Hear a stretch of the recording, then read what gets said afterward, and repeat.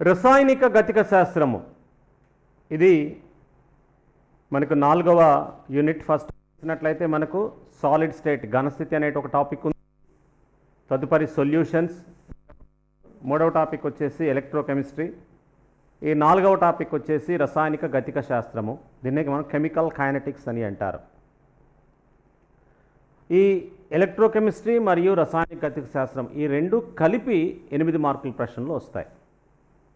Both Telangana and Andhra intermediate board examinations. ఎస్ఏగా వచ్చే టాపిక్లో ఈ రెండు టాపిక్స్ కలిపి ఎస్ఏగా రావటం జరుగుతుంది. సో ఇది చాలా important topic, both as well as in board examinations as well as in competitive examinations. అలాగే లెర్నింగ్ ఆఫ్ కెమిస్ట్రీలో కూడా it has a crucial role.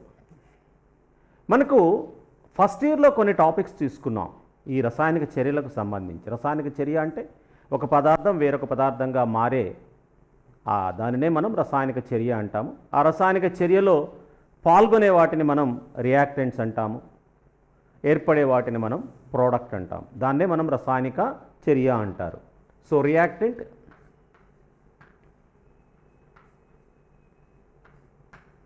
Gives product. అంటే ఒక జనరల్ ఈక్వేషన్ రాసుకుంటే A + B gives C + D అని మనం రాసుకోవచ్చు. ఇప్పుడు మనకు ఒక రసాయనిక చర్య జరగాలి అంటే అందులో ఉన్న మిళితమై ఉన్న ఈ అంశాలన్నిటినీ వివరించే అనేక శాస్త్రాల గురించి మనం చూసుకున్నాం.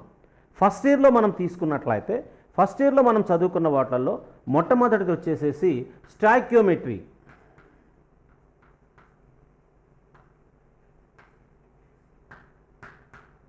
రెండవది వచ్చేసి ఈక్విలిబ్రియం. మూడవది వచ్చేసి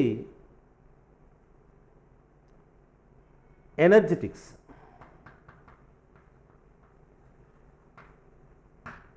ఆర్ థర్మోకెమిస్ట్రీ.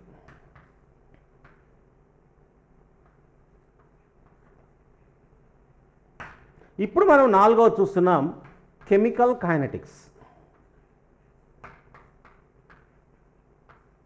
సో ఈ 4 టాపిక్స్ మనకు ఇంటర్మీడియట్ సిలబస్లో ఇన్కార్పొరేట్ చేయడానికి ప్రధాన ఉద్దేశం ఏంటంటే ఒక కెమికల్ రియాక్షన్ యొక్క జరగటానికి కావలసిన పరిస్థితులు ఏంటి, అవి ఎలా జరుగుతాయి, ఎంతవరకు జరుగుతాయి, ఎంత టైంలో జరుగుతాయి అనే అంశాలన్నీ కూడా మనకు ఈ 4 టాపిక్స్లో మనకు వస్తాయి.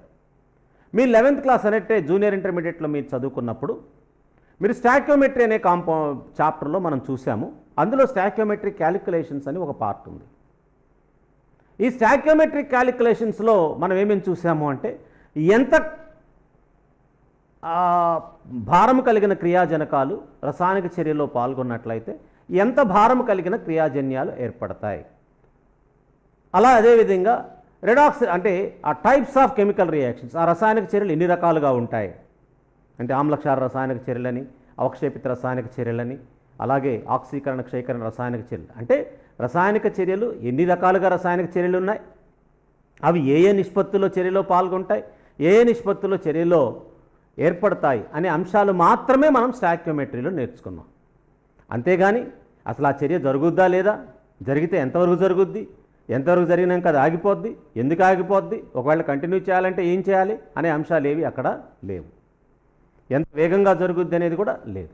కేవలం స్టాయికియోమెట్రీ టాపిక్లో క్రియాజనకాలు ఎంత భార నిష్పత్తుల్లో చర్యలో పాల్గొని ఎంత భారం కలిగిన క్రియాజన్యాలను ఏర్పరుస్తున్నాయి, what quantity of reactants at what ratio they react with each other to form what quantity of products and what ratio the products are obtained. And it also explains the type of the chemical reaction, whether it is an acid base reaction or a precipitation reaction or a redox reaction. We learn about these things only in the topic stoichiometry. Then the second topic which we have already studied in junior intermediate is equilibrium. This topic will explain us to what extent the reaction will continue. అంటే రసాయనిక చర్య జరిగిన తర్వాత అది కంప్లీట్గా జరిగిపోతుందా, లేదు కొంతవరకు జరిగి ఆగిపోతుందా, ఆగిపోవటానికి గల కారణాలు ఏంటి, ఎంతవరకు ఆ రియాక్షన్ జరగగలుగుతుంది, ఒకవేళ దాన్ని కంప్లీట్గా చేయాలంటే మనం ఏమేమి చేయాలి అనే అంశాలను మాత్రమే మనకు ఈక్విలిబ్రియం అనే టాపిక్ ఎక్స్ప్లెయిన్ చేస్తుంది. ఇక మూడవ టాపిక్ ఉంది ఇంపార్టెంట్, దాని థర్మోడైనమిక్స్. అదేం చెప్తుంది అంటే అసలు రియాక్షన్ జరగడానికి అవకాశం ఉందా లేదా, ఫీజిబిలిటీ ఆఫ్ ది రియాక్షన్.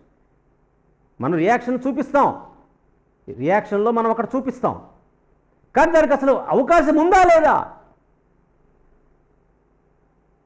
అవకాశం ఉంటే ఏ పరిస్థితుల్లో అవకాశం ఉంటుంది, ఎలా అవకాశం ఉంటుంది, ఎట్లా అవకాశం ఉంటుంది అనే అంశాలను మనకు ఎనర్జెటిక్స్ ఎక్స్ప్లెయిన్ చేస్తాయి. ఈ మూడు టాపిక్స్ యొక్క ప్రధాన ఉద్దేశాలు ఏంటి?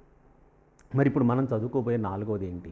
నాలుగోది ఏంటంటే ఈ రెండు టాపిక్స్లో అంటే ఈక్విలిబ్రియం మరియు ఎనర్జెటిక్స్లో మనం ఏం నేర్చుకున్నాము? ఇన్ఫ్లుయెన్సింగ్ ఫ్యాక్టర్స్ గురించి చర్య. ఒక రసాయనిక చర్య జరగాలంటే ఆ రసాయనిక చర్యను ప్రభావితం చేసే అంశాలు ఏంటి? What factors which influence the rate of the chemical reaction. ఒక రసాయనిక చర్య జరగటానికి అనుకూలించే పరిస్థితులను గురించి మనం నేర్చుకున్నాం. ఆ అనుకూలించే పరిస్థితులు ఏవైతే ఉంటాయో వాటిని మనం ఇన్ఫ్లుయెన్సింగ్ ఫ్యాక్టర్స్ అంటారు. అంటే రసాయనిక చర్యను ప్రోత్సహించే పరిస్థితులనే ఇన్ఫ్లుయెన్సింగ్ ఫ్యాక్టర్స్ అంటారు. కాబట్టి ఇప్పుడు మనం చూస్తున్న ఈ ప్రజెంట్ కాంటెక్స్ట్, ఈ కైనెటిక్స్లో ఏం చూస్తాం? రసాయనిక చర్యను ప్రభావితం చేసే అంశాల యొక్క ప్రభావము రసాయనిక చర్యపై ఎలా ఉంటుంది, ఒక చర్య ప్రారంభమైన తర్వాత ఎంత కాలానికి ఆ చర్య పూర్తవుతుంది. కాలం అనే పదం మనకు ఇంతకుముందు చెప్పుకున్న ఏ టాపిక్లో కూడా టైం మెన్షన్ లేదు. కాలాన్ని గురించి మనం ఇంతకుముందు 3 టాపిక్స్లో కూడా, జూనియర్ ఇంటర్లో నేర్చుకున్న 3 టాపిక్స్లో కూడా కాలం యొక్క ప్రభావం మనకు అక్కడ కనపడదు.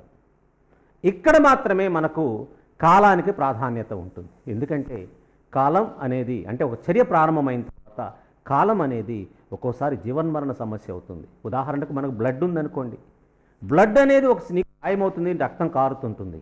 ఈ రక్తం కారినప్పుడు ఆ రక్తం గడ్డకట్టడం అనే సమయం ఉంది చూసావా, అది నీ ప్రాణాన్ని యొక్క ఆ అపాయాన్ని నిర్దేశిస్తుంది. మనం బతకాలా చావాలా అనేది ఆ గడ్డకట్టే సమయం మీద ఆధారపడి ఉంటుంది. అదేవిధంగా మనం యాక్సిడెంట్లు చూస్తూ ఉంటాం. యాక్సిడెంట్ జరిగినప్పుడు ఎయిర్ బ్యాగ్స్ ఓపెన్ అయ్యి వాళ్ళు ప్రాణాలు రక్షించబడ్డాయి, లేదు ఎయిర్ బ్యాగ్స్ ఓపెన్ అవ్వకపోవటం వల్ల వాళ్ళు చనిపోయారు అని మనం చూస్తుంటాం. ఇప్పుడు వచ్చే కొత్త కార్లు అన్నింటిలో కూడా హై స్పీడ్ కార్లు కాబట్టి వాటిలలో ఎయిర్ బ్యాగ్స్ అనేవి ఉంటాయి. ఈ ఎయిర్ బ్యాగ్స్ ఏం చేస్తాయంటే ప్రమాదం జరిగినప్పుడు వెంటనే అవి ఓపెన్ అయిపోయి మనం ముందుకెళ్ళి గుద్దుకొని చనిపోకుండా అవి ఓపెన్ అవుతాయి. మళ్ళీ కాసేపటికల్లా అవి మళ్ళీ గాలి ఇచ్చుకొని మళ్ళీ మామూలుగా ఫ్లాట్ అయిపోయి ఆ ప్రమాదం నుంచి మనల్ని రక్షిస్తూ ఉంటాయి. ఈ ఎయిర్ బ్యాగ్స్లో ఉండే ఆ రసాయనిక పదార్థాలు ఏంటంటే సోడియం అజైడ్. సోడియం అజైడ్ అనేది రసాయనిక పదార్థం ఎయిర్ బ్యాగ్స్లో ఉంటుంది. ఈ సోడియం అజైడ్ ఏం చేస్తుందంటే మనకు ఈ ఎయిర్ బ్యాగ్స్లో ఎప్పుడైతే డాష్ జరుగుతుందో ఒక స్పార్క్ రావటం వల్ల అందులో నుంచి నైట్రోజన్ వాయువు విడుదలవుతుంది. ఈ 6Na లిక్విడ్ ఏమవుతుందంటే అక్కడే ఫెర్రిక్ ఆక్సైడ్ ఉండి ఆ ఫెర్రిక్ ఆక్సైడ్తో సోడియం రియాక్ట్ అవ్వటం వల్ల అది సోడియం ఆక్సైడ్గా మళ్ళా మారిపోతుంది. సో ఇక్కడ ఆ క్షణంలో రియాక్షన్ జరగాలి. ఆ క్షణంలో ఆ రియాక్షన్ జరగకపోతే ఎయిర్ బ్యాగ్ ఓపెన్ కాదు. సో అక్కడ కాలం అనేది ఎంత ఇంపార్టెంట్ చూడండి. అదేవిధంగా సిమెంట్ ఉంటుంది. ఈ సిమెంట్ అనేది మనం భవనాలు కడుతూ ఉంటాం. కట్టేటప్పుడు ఆ సిమెంట్ అనేది కొంత సమయం తర్వాత కట్టిపడే స్వభావాన్ని కలిగి ఉండాలి. దాన్నే సెట్టింగ్ టైం అంటారు. ఈ సెట్టింగ్ టైం అనేది మరీ తక్కువగా ఉన్నా మరీ ఎక్కువగా ఉన్నా మనకు అనేక నష్టాలను కలుగచేస్తుంది. కన్స్ట్రక్షన్ ఫీల్డ్లో ఉన్న వాళ్ళకి అది తెలిసి ఉంటుంది. అది ఏంటి, ఎందుకు అలా జరుగుతుంది అని మనం చూసినట్లయితే, మనం సిమెంట్ మనం కలిపామనుకోండి, పనివాళ్ళు దాన్ని ఉపయోగించి మనం అనుకున్న కట్టడం కట్టడానికి కొంత సమయం పడుతుంది. ఆ సమయం లోపల అది గడ్డ కట్టకూడదు. ఒకవేళ సడన్గా అది గడ్డ కట్టింది అనుకుందాం, వీళ్ళు కలుపుతూ ఉన్నప్పుడే గడ్డ కట్టింది అనుకోండి, వాళ్ళ నిర్మాణం చేయలేరు. నిర్మాణం చేసిన తర్వాత రోజుల తరబడి అది గడ్డ కట్టకుండా అలాగే ఉందనుకోండి, ఆ నిర్మాణం కూలిపోయే ప్రమాదం ఉంటుంది. కాబట్టి చర్య ప్రారంభమైన తర్వాత నీళ్లు కలిపి సిమెంట్ కలిపి అంతా చేసిన తర్వాత ఒక 5-6 గంటల తర్వాత అది గడ్డకట్టినట్టయితే ఈ లోపల మనకు కావాల్సిన ఆకారంలో దాన్ని తీర్చిదిద్దుకుంటాం. దాంతో ఆ భవన నిర్మాణం పూర్తవుతుంది. అలా కాకుండా అది ముందు గడ్డకట్టినా లేదు లేటుగా గడ్డకట్టినా మనకు చాలా నష్టం అనేది వాటిస్తుంది. కాబట్టి ఈ కాలము అనేది ఇట్స్ ఏ లైఫ్ ప్రాణాధారం అవుతుంది ఒక్కొక్కసారి అది లాభ నష్టాలను కూడా నిర్దేశిస్తుంది. కాబట్టి ఇక్కడ కాలాన్ని గురించి అంటే ఒక రసాయనిక చర్య ప్రారంభమైన తర్వాత అది కంప్లీట్ అవటానికి ఎంతకాలం పడుతుంది, ఎంతసేపట్లో అది చర్య పూర్తవుతుంది అనే అంశాల మీద ఇది ఆధారపడి ఉంటుంది. దాని గురించే ఇక్కడ మనం తెలుసుకోబోతున్నాం. సో ఇక్కడ కొన్ని టెక్నికల్ టర్మ్స్ కూడా మనకు వస్తూ ఉంటాయి. అందులో ముఖ్యమైనది చర్య రేటు. సో చర్య రేటు అనేది ఏం తెలుపుతుందంటే ఒక రసాయనిక చర్య ఎంత వేగంగా తెలుగుతుంది అనే దాన్ని తెలిపేదే ఈ చర్య రేటు. ఉదాహరణకు మనకు ఏ అనే రియాక్టెంట్ బి అనే ప్రోడక్ట్ని ఏర్పరుస్తుంది అనుకుందాం.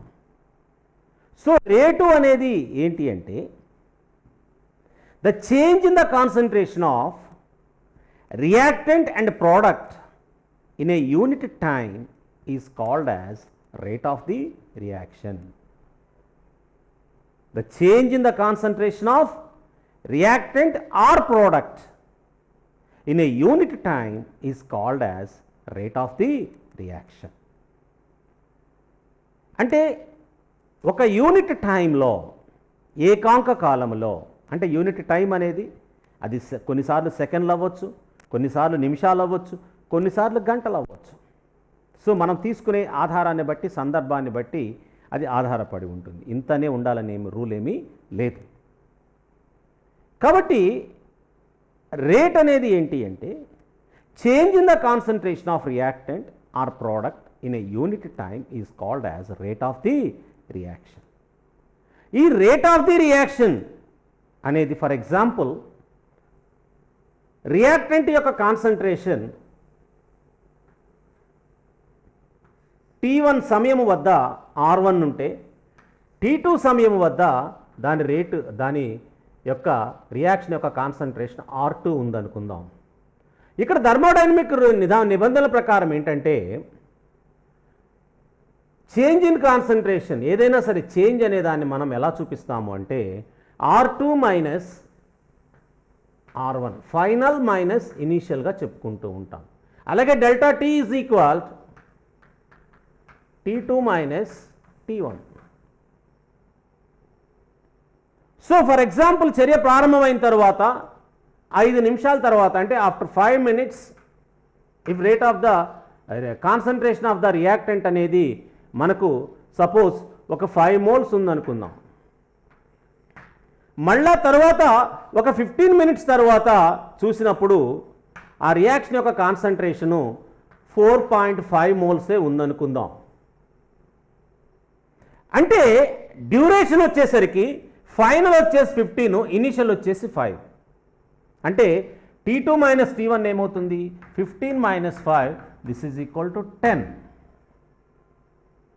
అదే మనకు కాన్సన్ట్రేషన్ పరంగా చూసినప్పుడు ఏమవుతుంది R2 is 4.5 minus R1 is equal to 5. అప్పుడు ఇది ఏమవుతుంది మైనస్ 0.5 అవుతుంది. మైనస్ 0. ఎందుకంటే ఫైనల్లో కాన్సన్ట్రేషన్ తక్కువగా ఉంటుంది. ఎందుకంటే చర్య ప్రారంభమైన తర్వాత కాలం గడిచే కొద్దీ దాని యొక్క గాఢత తగ్గిపోతూ ఉంటుంది, రియాక్టెంట్స్ యొక్క గాఢత తగ్గిపోతూ ఉంటుంది. కాబట్టి అది తక్కువ అవుతుంది. తక్కువ మైనస్ ఎక్కువ వేసినప్పుడు అక్కడ మనకు నెగిటివ్ వాల్యూ వస్తుంది. కానీ రేటు ఎల్లప్పుడూ పాజిటివ్గా ఉండాలి.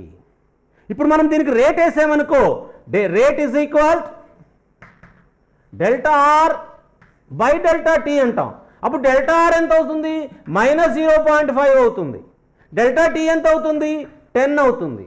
0.5/10 అన్నప్పుడు మనకేమవుతుంది మైనస్ 0.05 moles per minute అని వస్తుంది రేటు. రేట్ ఎప్పుడూ కూడా నెగిటివ్ ఉండకూడదు, అది ఎల్లప్పుడూ కూడా పాజిటివ్ వాల్యూగానే ఉండాలి. కాబట్టి టు అవాయిడ్ ఇట్ నెగిటివ్ వాల్యూని చేసేటప్పుడు రియాక్టెంట్స్ పరంగా రేట్ తెలిపేటప్పుడు ఏం చెప్తారు అంటే rate is equal minus D concentration of R by dt or this is దీన్నే మనం ఇప్పుడు మనం చెప్పుకున్నట్లయితే యావరేజ్ రేట్లో మనం చెప్పుకునేటప్పుడు ఏమవుతుందంటే మైనస్ బై డెల్టా టీ అవుతుంది అన్నమాట. Minus delta R by delta T. ఈ మైనస్ వాల్యూ ఎందుకు వేస్తాము అంటే రేటుని పాజిటివ్గా ఉంచడం కోసం వేస్తాం. అదే రేట్ని మనము ప్రోడక్ట్స్ పరంగా కూడా ఎక్స్ప్లెయిన్ చేయొచ్చు.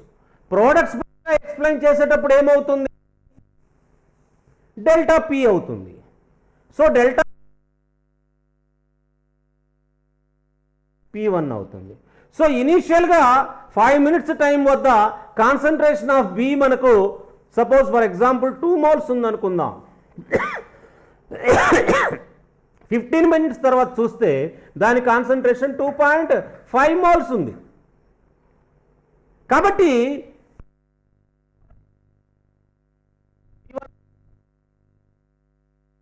వచ్చింది, కాకపోతే ఇక్కడ పాజిటివ్ వాల్యూ వచ్చింది. ఇందాక 4.5 - 5 వేస్తే -0.5 వచ్చింది. ఇక్కడ 2.5 - 2 వేస్తే +0.5 వస్తుంది. కాబట్టి ప్రోడక్ట్ పరంగా మనం రేట్ చెప్పు ఈ మైనస్ సైన్ ఉపయోగించవలసిన పని లేదు. Delta P by delta tea అని వేస్తాము. ఇది రేటుని ఎక్స్ప్రెస్ చేయటం. మ్యాథమెటికల్గా మనం రేటుని ఎక్స్ప్రెస్ చేసేటప్పుడు ఇలా మనం రేటుని రియాక్టెంట్స్ పరంగా మనం ఎక్స్ప్రెస్ చేయొచ్చు, లేదా ప్రోడక్ట్స్ పరంగానైనా సరే మనం రేట్ ఆఫ్ ద రియాక్షన్స్ ఆ రకంగా ఎక్స్ప్లెయిన్ చేయవచ్చు.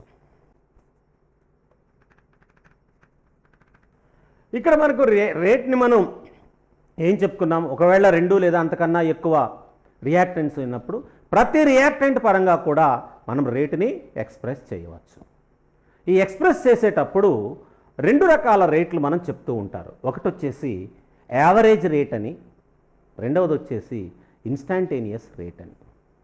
యావరేజ్ రేటు, ఇన్స్టాంటేనియస్ రేట్ ఇవేంటో మనం ఇప్పుడు చూద్దాం. యావరేజ్ రేటు, ఇన్స్టాంటేనియస్ రేట్ అని మనం చూసుకున్నట్లయితే ఇప్పుడు మనం ఏం చెప్పుకున్నాము, రియాక్టెంట్ పరంగా చెప్పవచ్చు, ప్రోడక్ట్ పరంగా కూడా చెప్పుకోవచ్చు. సపోజ్ ఫర్ ఎగ్జాంపుల్ మనం గ్రాఫికల్గా రియాక్టెంట్స్ పరంగా ప్రోడక్ట్స్ పరంగా మనం గ్రాఫ్స్ను గీసుకున్నాం అనుకోండి. This is according to reactants, this is according to products. Reactants ఎలా ఉంటాయి, ఇది కాన్సన్ట్రేషన్, ఇది టైం. రియాక్టెంట్స్ యొక్క కాన్సన్ట్రేషన్ మనం చూసినట్టయితే స్టార్టింగ్లో రియాక్టెంట్స్ యొక్క కాన్సన్ట్రేషన్ మ్యాక్సిమం ఉంటుంది, టైం గడిచే కొద్దీ అది తగ్గిపోతూ ఉంటుంది.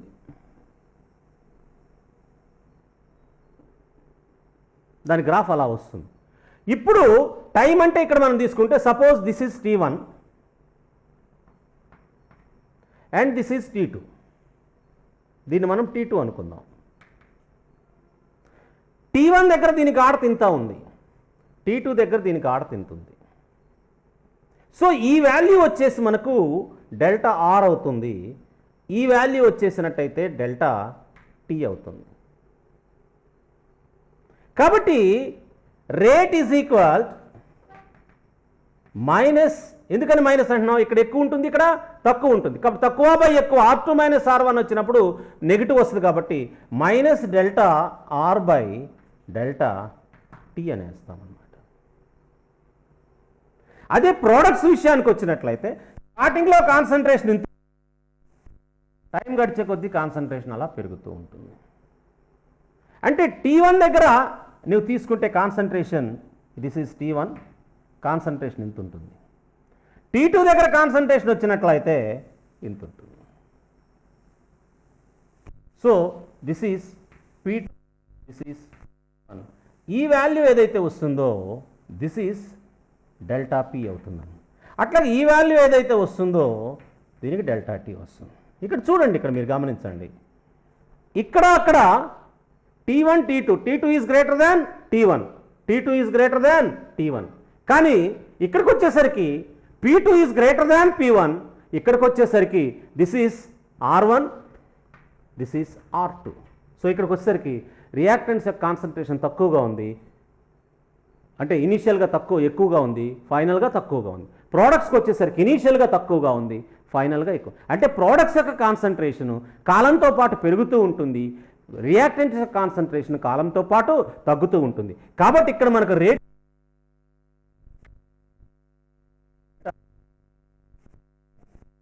ఇక్కడ నెగిటివ్ వాడము, దీనిని యావరేజ్ రేట్ అని అంటారు.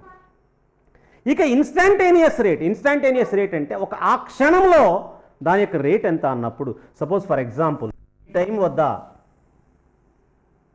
దీని రేట్ ఎంత అన్నప్పుడు ఇక్కడ ఒక టాంజెంట్ మనం ప్లాన్ చేసుకోవాలి.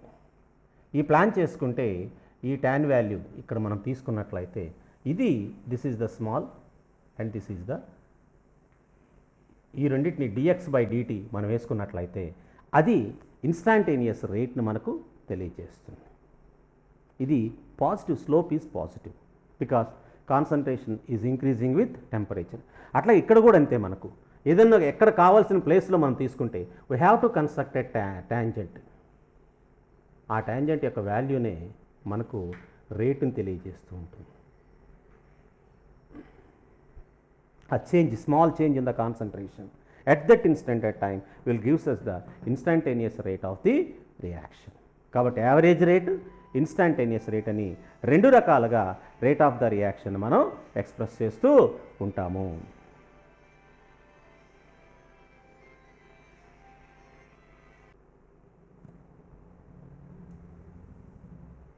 So expression of rate of the reaction. So here, for example, if we take a reaction between hydrogen iodine to give HI, we can express the rate of this reaction in terms of hydrogen or in terms of iodine or in terms of HI. So rate, the small change in the concentration of reactant dx/dt. This rate is equal dx/dt is equal minus d concentration of H2/dt or minus d concentration of I2/dt, that is small change in the concentration of H2 at a small interval of time dt. Small change in the concentration of H2 at a small interval of time dt is equal to 1/2 d concentration of HI/dt. ఇక్కడ మనం చూసినట్లయితే reactant side మనం వచ్చేసినప్పుడు negative sign వాడాము, product సైడ్కి వచ్చేసరికి positive sign. అది ఒక difference. రెండవ డిఫరెన్స్ వచ్చేసరికి ఇది 1 మోల్ రియాక్ట్ అవుతూ 2 మోల్స్ ఏర్పడ్డాయి. ఇక్కడ 1 మోల్ రియాక్ట్ అయింది కాబట్టి ఇలాగే వేసాము, ఇక్కడ 1 మోల్ రియాక్ట్ అయింది ఇలాగే. కానీ ఇక్కడ 2 మోల్స్ ఫామ్ అయినప్పుడు ఈ కోఎఫిషియంట్ ఏదైతే ఉంటుందో ఆ కోఎఫిషియంట్ని ఫ్రాక్షన్గా ఇక్కడ రాయాల్సి ఉంటుంది. ఎందుకంటే రేట్ అనేది నువ్వు ఎలా ఎక్స్ప్రెస్ చేసినా సరే ఒకే రకంగా రావాలి. For example, small change in the concentration of H2 is 1 mole, అప్పుడు ఇది ఏమవుతాయి 2 మోల్స్ అవుతుంది. సపోజ్ ఇలా వేయలేదనుకోండి, మనం ఈ 1/2 వేయలేదనుకోండి, ఇప్పుడు ఈ చేంజ్ జరగడానికి పట్టిన కాలం 10 మినిట్స్ అంటే H పరంగా దీని యొక్క రేటు 1/10, I పరంగా దీని రేటు 1/10, H2 పరంగా 2/10. ఏమవుతుంది నీకు? దీని పరంగా 1/10 మోల్, 0.1 మోల్ పర్ మినిట్, ఇది 0.1 మోల్ పర్ మినిట్. దీనికి వచ్చి H2 పరంగా I2 పరంగా రేటు ఒక వాల్యూ వస్తుంది, HI పరంగా వాల్యూ ఒక రకంగా వస్తుంది. కానీ ఎప్పుడైతే మనం ఇక్కడ 1/2 వేస్తామో ఈ 2 క్యాన్సిల్ అవుతుంది, అప్పుడు దీని పరంగా కూడా 1 వస్తుంది. కాబట్టి different number of moles involve అయి ఉన్నప్పుడు ఆ స్టాయికియోమెట్రిక్ ప్రపోర్షన్స్ ఏవైతే ఉంటాయో అవి ఫ్రాక్షన్గా మనం అక్కడ ఎక్స్ప్లెయిన్ చేయవలసి ఉంటుంది. For example, N2 plus 3H2 gives 2NH3 ఈ రియాక్షన్ ఉందనుకోండి. దీనికి రేట్ ఎలా ఎక్స్ప్రెస్ చేస్తారంటే rate is equal minus D concentration of N2/dt is equal minus 1/3 d concentration of H2/dt is equal to 1/2 concentration of NH3/DT అని రాస్తారు. అంటే coefficients ఏవైతే ఉంటాయో ఆ కోఎఫిషియంట్ అనేవి ఇలా ఫ్రాక్షన్స్గా ఇక్కడ మనకు వస్తాయి. రియాక్టెంట్ సైడ్ అయినట్లయితే నెగటివ్ వాల్యూ ఉంటుంది, పాజిటివ్ ప్రోడక్ట్ సైడ్ అయితే పాజిటివ్ ఉంటుంది. But rate of the reaction is always positive. Rate will never be A negative value. అదేవిధంగా మనం తీసుకున్నట్లయితే Br2 plus OH minus gives Br minus 5Br minus plus BrO3 minus అలా వచ్చిందనుకోండి. ఇలాంటి సమయాల్లో కూడా మనకు రేట్ ఎలా వస్తుందంటే 6OH 3Br2 ఇలా వచ్చినప్పుడు రేట్ ఈజ్ ఈక్వల్ టు ఎలా రాస్తారు? Rate is equal -1/3 D change in the concentration of Br2/dt is equal to -1/6 D change in the concentration of OH minus by dt is equal to 1/5 D concentration of change in Br minus by dt is equal to D concentration of BrO3 minus by dt. కాబట్టి coefficients ఏవైతే ఉంటాయో ఆ coefficients పరంగానే మనం equation రాయాలి. జనరల్గా ఏదైనా ఒక రియాక్షన్ మనం తీసుకున్నప్పుడు small A moles of capital A plus small B moles of capital B gives small C moles of capital C plus small D moles of capital D అని మనం అనుకుంటే అప్పుడు మనం రేట్ రాసేటప్పుడు ఇది రియాక్టెంట్ సైడ్ కాబట్టి మైనస్ సైన్ వస్తుంది, ఇది రియాక్టెంట్ కాబట్టి చేంజ్ ఇన్ కాన్సన్ట్రేషన్ డిఏ అవుతుంది, అలాగే small interval of time D T అవుతుంది. ఇక్కడ ఏ మోల్స్ ఉన్నది కాబట్టి ఇది 1/A minus 1/A D concentration of change in the concentration of A/dt అలా రాసుకోవాలి. అలాగే దీనికి వచ్చేసరికి మైనస్ ఇక్కడ బి ఉంది కాబట్టి 1/B D concentration of B/dt is equal, ఇది ప్రోడక్ట్ కాబట్టి నెగిటివ్ సైన్ ఉండదు, concentration of C/, is equal ఇక్కడ డి ఉంది కాబట్టి 1/D change in the concentration of D/dt. Rate expressions అనేవి మనం ఇలా రాస్తామన్నమాట ఫర్ ఎనీ రియాక్షన్. అక్కడ ఏ రియాక్షన్ తీసుకోండి, కోఎఫిషియంట్స్ ఏవైతే ఉంటాయో అవి ఫ్రాక్షన్గా వస్తాయి. రియాక్టెంట్ సైడ్ ఉన్న వాటి ఎక్స్ప్రెస్ చేసినప్పుడు మైనస్ సైన్ వస్తుంది, ప్రోడక్ట్ సైడ్ ఉంటుంది అది పాజిటివ్గా ఉంటుంది.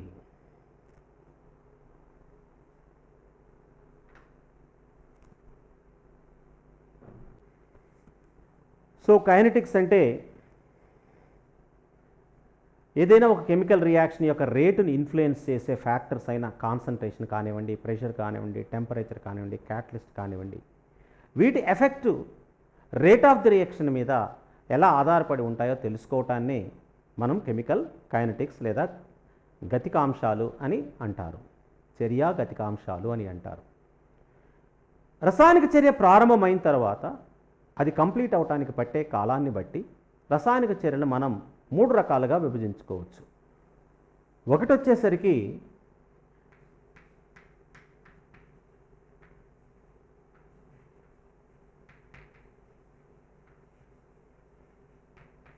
వెరీ ఫాస్ట్ రియాక్షన్స్, అత్యంత వేగంతో జరిగే రసాయనిక చర్యలు. జనరల్గా యాసిడ్ బేస్ రియాక్షన్ కానివ్వండి, ప్రిసిపిటేషన్ రియాక్షన్ కానివ్వండి, కంబషన్ రియాక్షన్స్ కానివ్వండి, ఇవి అత్యంత వేగంగా జరుగుతాయి. అంటే ప్రారంభమైన కొన్ని ఫ్రాక్షన్ ఆఫ్ సెకండ్స్లోనే రియాక్షన్ అనేది కంప్లీట్ అవుతుంది. అలాంటప్పుడు దాని వేగాన్ని ప్రభావితం చేసేది ఏంటి అనేది మనం చెప్పలేము, ఎందుకంటే ప్రారంభమైన తర్వాత అవి వెంటనే కంప్లీట్ అయిపోతాయి. Within fraction of seconds those reactions are completed. Such reactions are said to be very fast reactions. ముఖ్యంగా మనం ఎగ్జాంపుల్గా ఏం చెప్పుకున్నాం, ఆమ్లాలకు క్షారాలకు మధ్య జరిగే రసాయనిక చర్యలు. ఆమ్లానికి క్షారం కలిపితే ఇమీడియట్గా రియాక్షన్ జరిగిపోతుంది. ఎక్స్ప్లోజివ్ రియాక్షన్స్ వెంటనే అసలు అట్లా స్టార్ట్ చేయడంతోనే బాండ్ అయిపోయి కంప్లీట్ అయిపోతుంది. Within fraction of seconds the reaction will be completed. Precipitation reactions, ఉదాహరణకి AgNO3కి NaCl కలిపామనుకోండి, ఇమీడియట్గా Ag సెల్ precipitate, within fraction of seconds the reaction was complete. అలాంటి వాటిని ఏమంటారంటే వెరీ ఫాస్ట్ రియాక్షన్స్ అంటారు. ఇలా వెరీ ఫాస్ట్గా జరిగే రియాక్షన్స్ యొక్క కైనెటిక్స్ని కూడా మనం కనుక్కోవటం కష్టం. It is not possible to know or calculate the kinetics of the very fast reactions because they finish within fraction of seconds. రెండవది వచ్చేసరికి వెరీ స్లో రియాక్షన్స్ అంటే those reactions which takes days or months or years together for completion is said to be very slow reactions.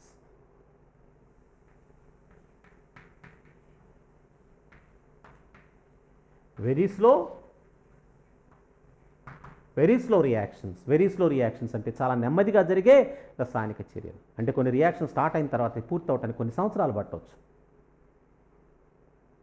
ఉదాహరణకు rusting of iron rust అవటం. మనం ఇనుప మొక్కను తీసుకొచ్చేసి తేమ కలిగిన వాతావరణంలో ఉంచినట్లయితే అది కొన్ని రోజుల తర్వాత అది తుప్పు దాని మీద ఎర్రగా కనిపిస్తూ ఉంటుంది సర్ఫేస్ ఏరియాలో, దాన్ని రస్టింగ్ అంటాం.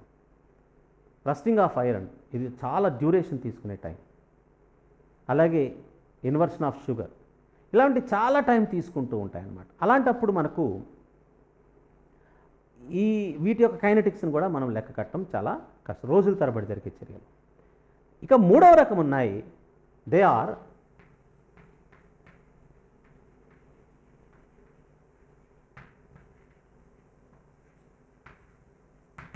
మోడరేట్ రేట్ రియాక్షన్స్ అంటే ఒక మధ్యస్థ కాలం, అంటే స్టార్ట్ అయిన తర్వాత 30 నిమిషాల నుంచి ఒక 4-5 గంటల్లో అవి కంప్లీట్ అవుతాయి. అలాంటి వాటిని మనం మోడరేట్ రేట్ రియాక్షన్స్ అంటాం.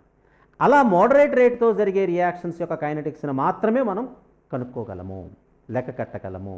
అంటే ఇలాంటి చర్యలలోనే ఆ చర్యావేగాన్ని ప్రభావితం చేసే అంశాల యొక్క ప్రభావం ఏ మేరకు ఆ చర్యావేగం మీద ఉన్నదో మనం లెక్క కట్టవచ్చు. అంటే డిఫరెంట్ టైం ఇంటర్వల్ ఆఫ్ టైంలో ఆ రియాక్టెంట్స్ యొక్క కాన్సన్ట్రేషన్స్ మనం డ్రా చేసేసి వాటిని డిఫరెంట్ మెథడ్స్లో ఆ కాన్సన్ట్రేషన్ ఎంత ఉందో చేసి ఆ చేంజ్ ఆఫ్ ద కాన్సన్ట్రేషన్ మనం కనుక్కొని వాటిని గ్రాఫికల్గా రిప్రజెంట్ చేస్తూ మనం రేటుని డిటర్మైన్ చేయడానికి అవకాశం అనేది ఉంటుంది.